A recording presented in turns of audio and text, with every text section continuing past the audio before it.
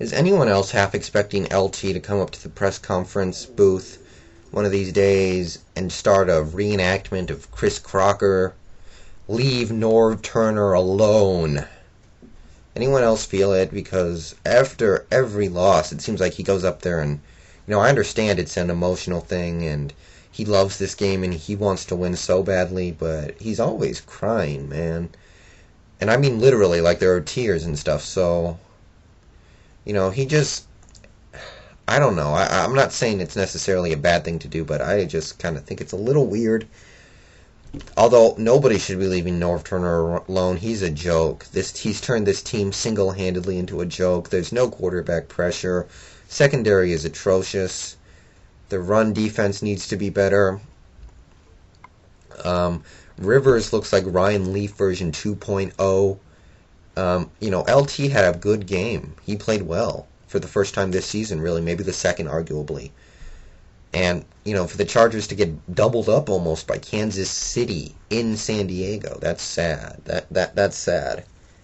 It comes back to a lot of things. It's Rivers not getting the job done. It's LT not being quite dominant like he used to be. It's the secondary. It's the pass rush. It's so many things, but I think it all comes back to Norv Turner. As for the Chiefs, I don't got a lot to say, except Dwayne Bowe is a beast. He's a big reason why you guys are 2-2 right now. I kind of like this guy coming out of college. I thought he was a solid pick. I wasn't sure if he was a good positional addressing, but he's had a hell of a rookie season. So, good job by Dwayne Bowe. Let's see. Atlanta upsets Pittsburgh 21-14. Pittsburgh was on the fast track to win this game until Casey Hampton and Troy Polamalu got hurt. So I don't want to make excuses for them, but I don't know. I'm not sure if maybe this loss is being a little overblown. People are saying, it was the Arizona Cardinals coaches knowing how to figuring this team out or whatever. But if they get back, they're back to being an elite defense and possibly an elite team. But where was Willie Parker? There's no excuse for him having, under 40 yards? He had less than 2 yards a carry, something like that. Hold on a second. Sorry about that. Let's see. Obviously, there was no Hines Ward. It was a long plane ride over to Arizona. I still don't think that's excusable. And Leinart, will you stop whining? I mean, you're winning games, you're 2-2, and all you can do is complain about how you're being switched in and out with Kurt Warner in a 2-quarterback offense. I didn't see Chris Leak complaining about it. I didn't see Tim Tebow complain about it. You're winning games. You've won more than most people thought you would. And when you're winning, you can't really you can't complain after an upset win over Pittsburgh. And the bottom line is you're not that good. You haven't played that well so far in your career. If you have a problem with getting swapped in and out with a former league MVP, it's like Jim Rome said, make more plays. And let's see, as for the Eagles, what happened Sunday night, I don't want to sound like an angry Eagles fan, and a lot of Eagles fans will say this, but I blame the Eagles front office. Big Daddy made a video before the season started talking about how the Eagles would regret letting Jeff Garcia and Michael Lewis and Jeremiah Trotter go, and they are missing those players somewhat. They could use Garcia right about now. Lewis and Trotter, maybe. But I'll tell you who they're missing. They're missing Dante Stallworth. They were too cheap to give him a contract. It wouldn't have been that hard to outbid New England because obviously they had bigger targets in their mind like Randy Moss and Adalius Thomas. But Stallworth could beat one-on-ones versus just about any cornerback in the league. Reggie Brown and Kevin Curtis cannot.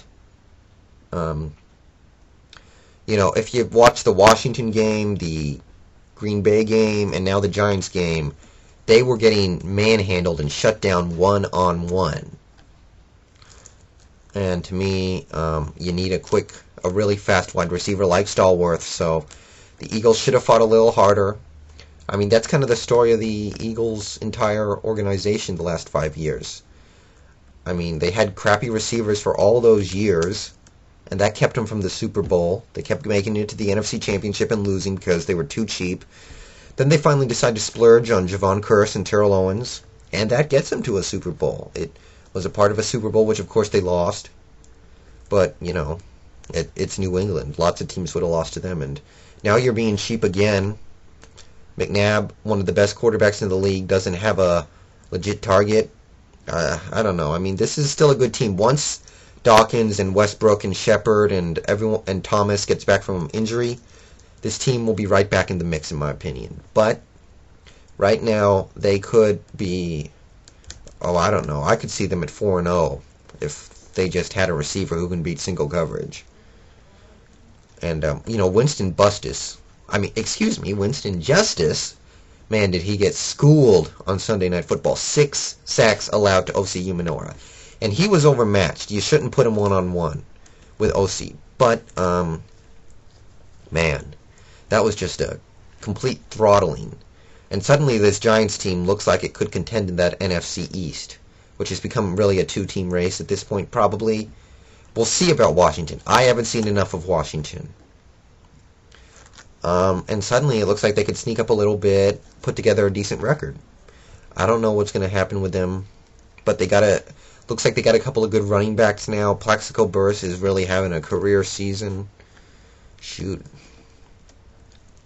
Finally, Monday night, I picked the Patriots. I thought the Patriots would win pretty handily.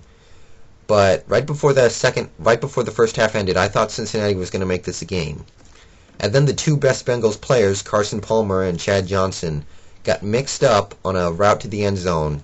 Carson threw a pick because of it, and from that point on, I kind of thought, well, the Bengals blew it. They did. They got blown out. If they score that touchdown there, who knows what happens. That completely changes the whole outlook on the game. So, it's disappointing when they're as struggling as much as they are to have your two best players blow a potential upset win. But,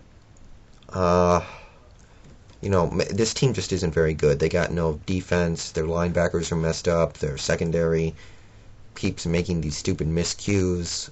Jonathan Joseph getting beat by Randy Moss for that first touchdown was humiliating.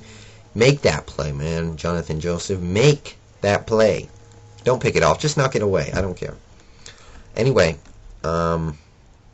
what else was I going to say? I got to admit I feel bad for quite a few of those Bengals players, especially on the offense. A decent defense, and the Bengals are 3-1 right now. Maybe even 4-0. Who knows? The Bengals also need Chris Henry back real soon. Hopefully he can stay out of trouble, get back after that 8th game. And, he's a special player out of the slot.